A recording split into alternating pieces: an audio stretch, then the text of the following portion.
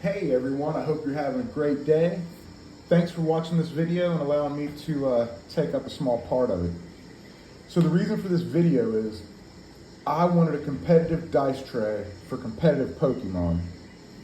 And I saw some acrylic dice trays out there, but they just weren't what I wanted. Some of them were real small. Some of them were more made to hold coasters and drinks. But I decided acrylic was the way to go. So I did some research. As you know, we've done other acrylic pours here, and I found this dice tray on Amazon.com, not sponsored, hopefully someday. But this dice tray was 10 by 8 total, and I would say that the usable rolling dice part here, where you're gonna actually roll the dice, this part right here is probably 7.5 by 9.5. So it's got a large area for rolling dice. I also intend on using this for other games, Dungeons and Dragons, Warhammer 40K. I play a lot of tabletop gaming. And just so you guys know, if you don't, or I haven't shared that with you, I'm actually releasing my own tabletop game on Kickstarter later this month. And I'll be previewing some of that with you. Cards, box, final pieces are underway, so it won't be long. But back to what I was saying here. Whatever you guys do when you're handling acrylic, this has settled.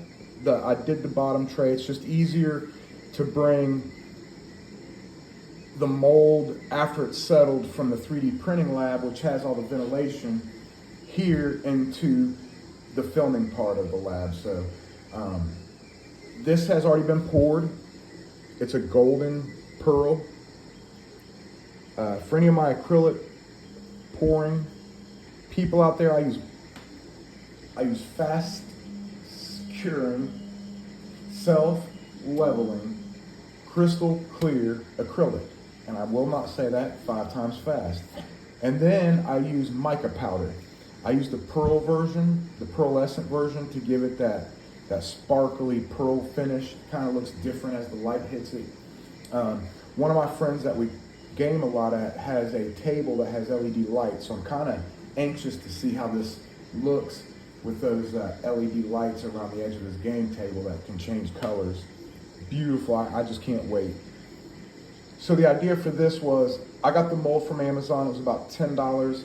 I got 16 ounces of mixable acrylic from Amazon, that was $16.99. As a Prime member, I just paid tax and they brought it in one of those beautiful blue trucks that we all see everywhere nowadays.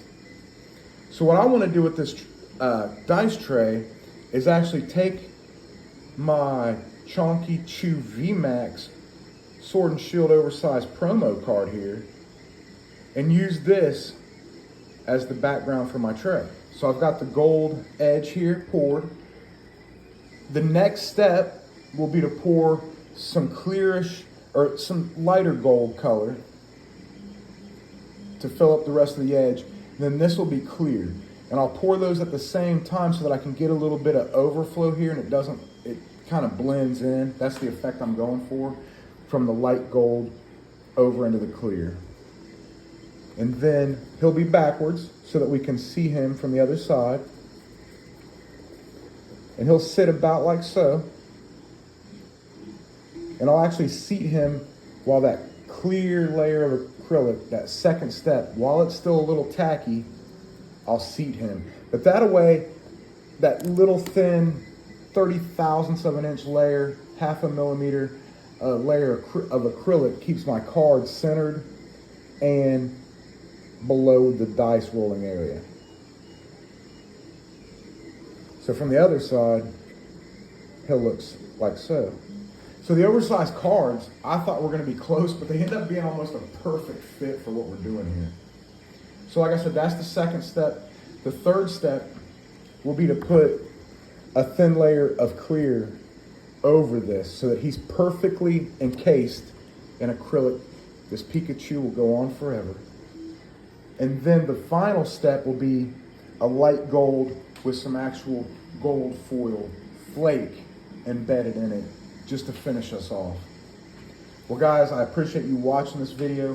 Whatever you're doing with acrylic, remember that you are mixing 2 chemicals together to create a reaction which ends up being basically glass. So you need gloves whenever handling it. Right now, I probably wouldn't need to, but I knew I was going to be touching things and showing things also.